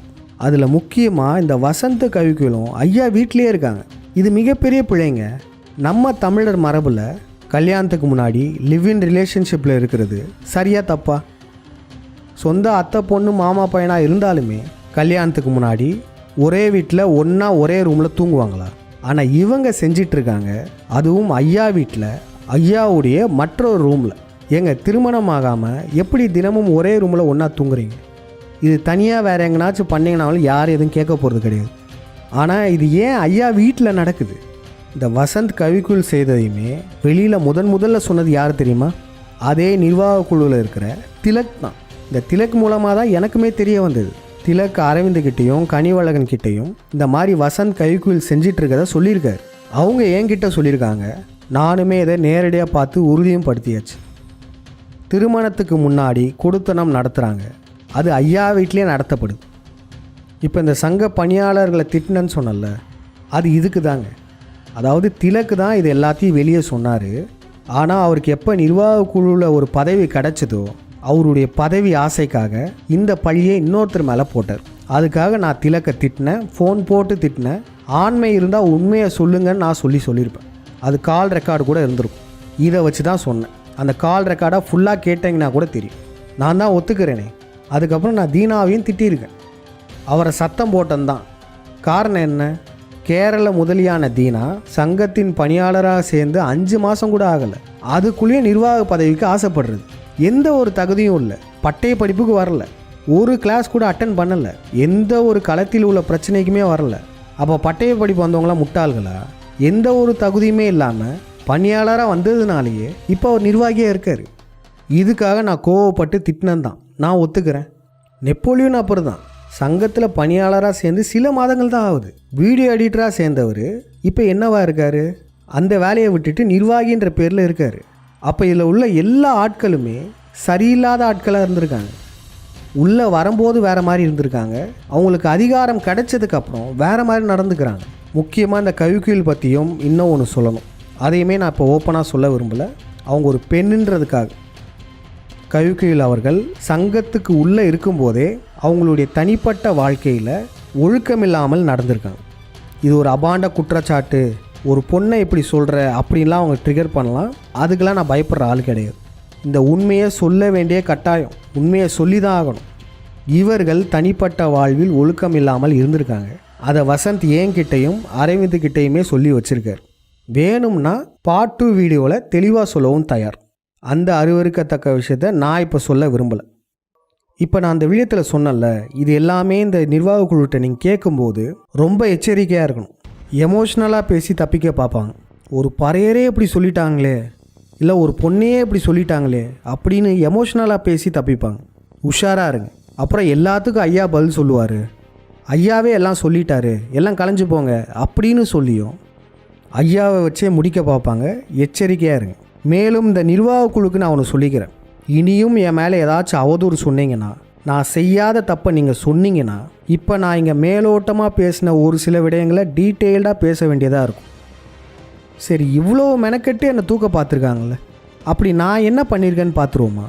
முதல்ல ஐயா 5ஆம் தமிழர் சங்கத்தை ஆரம்பித்ததுக்கப்புறமே செய்தி தயாரிப்புக்கு வேக்கன்சி இருப்பதாக வீடியோ போட்டிருப்பார். அந்த வீடியோவை பார்த்து தான் நான் ஐயாவுக்கு மெயில் பண்ணியிருப்பேன். அதுக்கு முன்னாடியே நான் சில ஆண்டுகளாகவே ஐயாவுடைய ஃபாலோவராக இருந்து வந்துட்டு இருந்தேன். சங்கத்தில் ஒரு 10 பேர் சேர்ந்து என்னை இன்டர்வியூமே எடுத்தாங்க. வாட்ஸ்அப் குரூப்லேயே கேள்விகள் கேட்டாங்க. என்னுடைய நோக்கம் என்னதுன்னா, எனக்கு தெரிஞ்சது இந்த வீடியோ எடிட்டிங். இது மூலமாக நம்ம சங்கத்துக்கு ஏதாச்சும் பண்ணணும், அவ்வளோதான். இந்த நோக்கத்துக்காக தான் பார்ட் டைமாக சேர்ந்தேன், 15,000 சம்பளத்தில். அப்புறம் ஒரு சூழ்நிலை மாற மாற சங்கத்தில் நியூஸ் வாசிக்கிறவங்க சரியான நேரத்தில் வாசிக்க மாட்டாங்கன்னு சொல்லி நானே பேசி ஒரு சில செய்திகளை வெளியிட்டேன். அதுதான் இந்த ஸ்ரீமதி சம்மந்தப்பட்ட செய்திகள். உண்மைகளை தேடி கண்டுபிடிச்சேன். தங்கை ஸ்ரீமதி பற்றின இன்வெஸ்டிகேஷனை செஞ்சது நான் தான். அது மட்டும் இல்லை, நம்மளுடைய மனம் விழியம் இருக்குல்ல, இந்த மனம் விழியங்கள் முழுக்க முழுக்க என்னுடைய அனுபவங்களை வச்சு நான் தான் உருவாக்கினேன். நான் உருவாக்கக்கூடிய ஆய்வு விழியங்கள் அனைத்தையுமே ஐயாவுடைய பார்வைக்கு கொண்டு போனதுக்கப்புறம் தான் வீடியோ பப்ளிஷ் ஆகும். ஏதாச்சும் ஒரு புது கருத்தாக இருக்கட்டும், அது எல்லாமே ஐயா பார்த்ததுக்கப்புறம் தான் வீடியோ வெளியே வரும். அப்படி தான் இந்த தஞ்சை பெரிய கோயில் வீடியோவுமே ஐயா 3 முறை பார்த்ததுக்கப்புறம் தான் விழியமும் வெளியே வந்தது. அப்புறம் இந்த அருட்பெருஞ்சோதியார் இன்வெஸ்டிகேஷன் வீடியோஸ், அது போன்ற பல இன்வெஸ்டிகேஷன் வீடியோக்கள் நான் தயாரிக்க ஆரம்பித்தேன். இன்னும் சொல்ல போனால் இந்த சங்கம் என்ன செதுக்கியது. சங்கத்துக்கு வரும்போதே நான் வாய்ஸ் கொடுக்கணும்லாம் வரல. இங்கே வந்ததுக்கப்புறம் தான் இது எல்லாமே நான் கற்றுக்கிட்டேன். ஓரளவு சிறப்பாக இன்வெஸ்டிகேஷன் எப்படி பண்ணணுன்றதையும் நானே இங்கே கற்றுக்கிட்டேன். ஒவ்வொரு ஆண்டுமே சங்கத்தில் ஏதோ ஒரு விதத்தில் என்ன தூக்குறதுக்கு பிளான் பண்ணுறதுக்கு ஒரு கூட்டம் வரும். அப்படி ஒவ்வொரு ஆண்டுமே ஒவ்வொரு கூட்டம் போயிட்டு இருக்கும்போது 2024 வாக்கில் என்ன ஆச்சுன்னா, சங்கத்துடைய மேனேஜராக இருந்த மாதவன் அவரே என்னை தூக்குறதுக்கு முடிவு பண்ணார். அதுக்கு என்ன பண்ணிட்டாருன்னா, என் மேலே அபாண்டமான பழி, பல குற்றச்சாட்டுகளை அடுக்கி வச்சு முடிஞ்ச அளவு எப்படினா தூக்கணும்னு பிளான் பண்ணார். கடைசியில் அவர் சங்கத்திலேருந்து வெளியே போயிட்டார். அப்படி மாதவன் என்ற மேனேஜர் போனதுக்கப்புறம் இதுவரையும் சங்க விழியங்களில் மட்டும் கான்சன்ட்ரேட் பண்ணிட்டு இருந்தேன்னா, சங்கத்துடைய கலை வேலைகளையும் கான்சன்ட்ரேட் பண்ண வேண்டிய சூழ்நிலை வந்தது. 2025 வெறும் 5-6 மாதம் தான் நடுவில். வெறும் 5-6 மாதங்களில் என்னால் முன்னெடுக்கப்பட்ட செயல்பாடுகள் என்னென்ன தெரியுமா? LGBT எதிர்ப்பு, அதுவும் ஆன்மீக ரீதியாக இந்தியாவிலே இதுவரை யாருமே பண்ணலை. அதை நம்ம 5ஆம் தமிழ் சங்கம் செஞ்சோம். அதுக்கப்புறம் திருவண்ணாமலை தெலுங்கு பதாகையை அழிப்பது, இதை முன்னெடுத்ததும் நான் தான். அதுக்கப்புறம் தமிழ் குடிகளின் ஒற்றுமை, இந்த குடி ஒற்றுமையை பெரிய அளவில் முன்னெடுத்து பிளான் பண்ணி கொண்டு போனதும் நான் தான். அதுக்கப்புறம் ராமநாதபுரம் மாவட்டத்தில் தேவேந்திர ஒற்றுமைக்கான கபடி போட்டி, இதையுமே நான் தான் முன்னெடுத்தேன். அதுக்கப்புறம் மாதம் மாதம் வெள்ளை விடுவது, இந்த செயல்பாடையும் நான் தான் முன்னெடுத்தேன். எல்லாத்துக்கும் நான் தான் சொல்லும் போதே எனக்கு வெறுப்பாகுது. அப்படி சொல்கிற பழக்கமே எனக்கு கிடையாது. இந்த இடத்துல வேறு வழியே இல்லாமல் நான் இப்போ சொல்லிகிட்டு இருக்கேன். அதுக்கப்புறம் இந்த EVM ஒழிப்பு, இந்த முன்னெடுப்பை எடுத்ததும் நான் தான். இப்போ சங்கத்திலேருந்து என்னை வெளியே அனுப்புனதுக்கப்புறம் இந்த நிர்வாக குழு எடுத்த மிகப்பெரிய முன்னெடுப்புகள் என்னென்னது? ஒன்றுமே இல்லை. சங்கம் இப்போ ஆட்டோ பைலட் மோடில் போயிட்டுருக்கு. அங்கங்கே பொதுக்கூட்டம் கடமைக்குன்னு போடுறது. இதனால் மக்கள்கிட்ட நம்ம எப்படி அவ்வளோ ஸ்பீடாக போய் சேர முடியும்? EVM ஒழிப்போன்னு சொன்னோம். EVM ஒழிப்புக்கு என்ன செயல்பாடு செஞ்சது சங்கம்? இதுதான் என்னுடைய கேள்வி. EVM ஒழிப்போம், நல்லாட்சி அமைப்போன்னு வெறும் வாயில் சொன்னால் போதுமா? நம்ம என்ன செயல்பாடு முன்னே எடுத்திருக்கோம்? EVM ஒழிக்காமல் எப்படிங்க தேர்தலில் வெற்றி அடைய போகிறோம்? அது சுயேட்சை வேட்பாளர்களாக நின்று, இல்லை யூதனே நம்மளை வெற்றி அடைய வைப்பான் அப்படின்னு நினச்சோன்னா நம்ம அவனுடைய ஆளாகிட மாட்டோம். நமக்கு நம்பிக்கை இருக்கலாம், ஆனால் மூட நம்பிக்கை இருக்கக்கூடாது. நம் கடவுளர்களுக்கு சோம்பேறிகளை பிடிக்காது. யார் ஒருவர் முட்டி மோதி எதிர்த்து ஜெயிக்கிறாங்களோ அவங்கள தான் நம்ம கடவுளுக்கும் ரொம்ப பிடிக்கும். அதை விட்டுட்டு நம்ம சும்மா எதுவுமே பண்ணாமல் இருந்துட்டு இந்த பிண்டாரியே நம்ம கையில் கொடுப்பான்னு சொல்கிறது, இது எப்படி நம்ம மக்கள்கிட்ட சொல்லி புரிய வைக்க முடியும்? இல்லை நம்ம கடவுளர்கள்லாம் இப்படி தான் வாழ்ந்தாங்களா? முருகன் சூரசம்ஹாரம் போகிறப்ப சிவன் வந்து காப்பாற்றுவான்னு விட்டுட்டா போனார்? கிடையாது. சிவன் மேலே நம்பிக்கை வச்சு போர் செஞ்சு ஜெயிச்சார். மகாபாரத போரும் என்ன ஈஸியாக ஜெயிச்சாங்களா?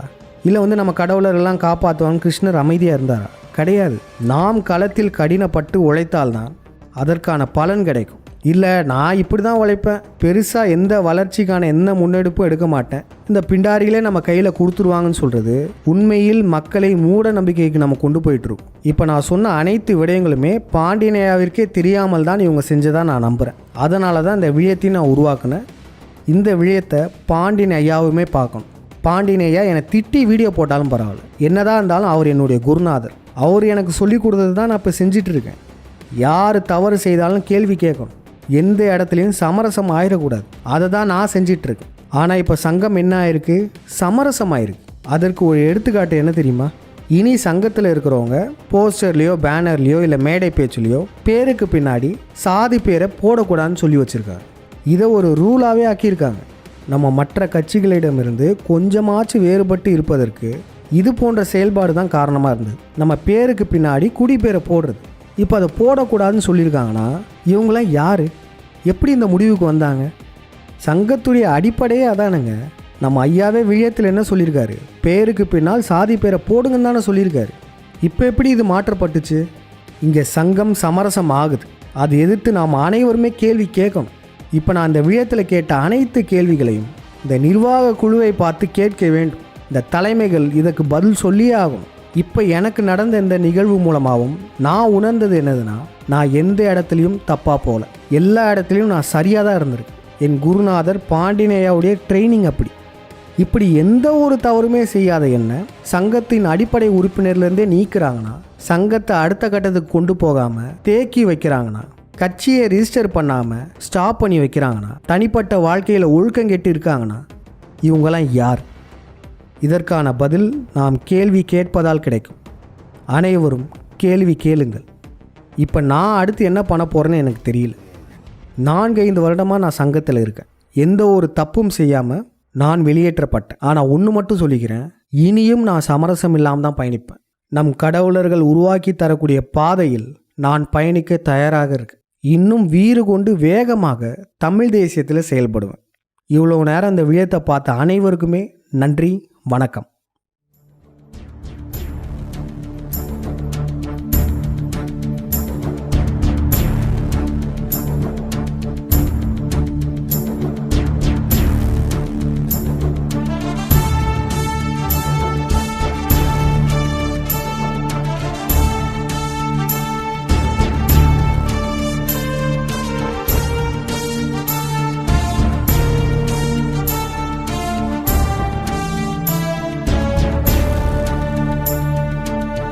அவ்வளவுதான், நம்மள முடிச்சு விட்டீங்க போங்க.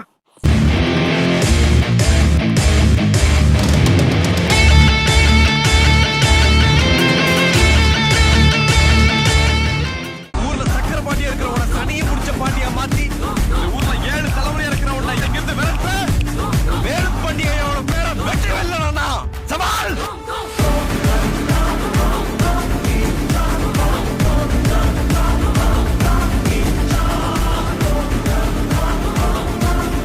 ஒண்ணுடா உள்ள 2 காக்கா எப்படி இன்ஸ்பெக்டர் கேட்டாருன்னா கருப்பா இருந்தது அடையாளம் சொல்லு.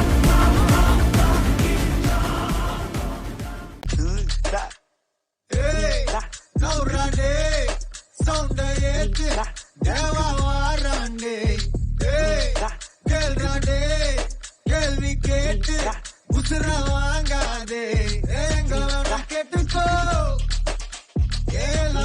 பாத்துக்கோ தம்பி கொஞ்சம் தள்ளிக்கோ கூலி வர சொல்லிக்கோ எதுக்கு பேச்சு ஒழுங்கா ஒன்னாரே எனக்கு பாச கிடையாது இனிமே தோசை எவனா இருந்தாலும் முறைக்கலாம் சத்த முடிச்சிடலாம்.